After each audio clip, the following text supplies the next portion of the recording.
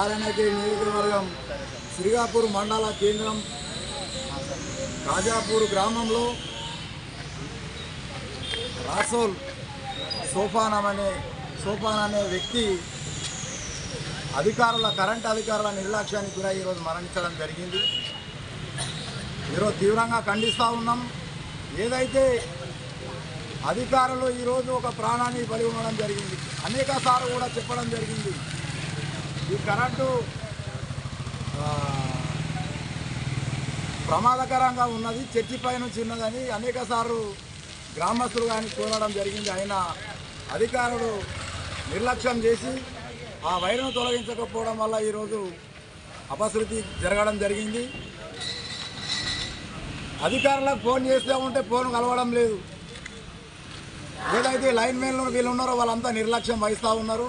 మేము డిమాండ్ చేస్తూ ఉన్నాం, ఏదైతే సోపాన్కు న్యాయం జరగకపోతే ఇప్పుడు తక్షణమే అధికారులు స్పందించి ఈ కుటుంబానికి న్యాయం చేయకపోతే తప్పకుండా మేము మాదిగా రిజర్వేషన్ పోరాట సమితి ఎంఆర్పిఎస్ ద్వారా ఖచ్చితంగా మేము ఆందోళన చేపడతామని తెలియజేస్తూ ఉన్నాం. ఈరోజు అధికారులు కానీ ఈరోజు వాళ్ళ నిర్లక్ష్యం చేయడం అంటే ఇది ఎంతవరకు సమంజసం అనేది కూడా మేము తెలియజేస్తూ ఉన్నాం. స్థానిక ఎమ్మెల్యే కానీ ఎంపీ కానీ అది నాయకులకు కూడా మేము తెలియజేస్తూ ఉన్నాం, తక్షణమే కుటుంబాన్ని ఆదుకోవాలి. కాంగ్రెస్ పార్టీ ప్రభుత్వానికి డిమాండ్ చేస్తూ ఉన్నాం. ఏం చేస్తూ ఉన్నారు మీరు అని మేము తెలియజేస్తూ ఉన్నాం. ఈరోజు వీళ్ళు చనిపోతూ ఉంటే మీరు పండుగ చేసుకుంటారా?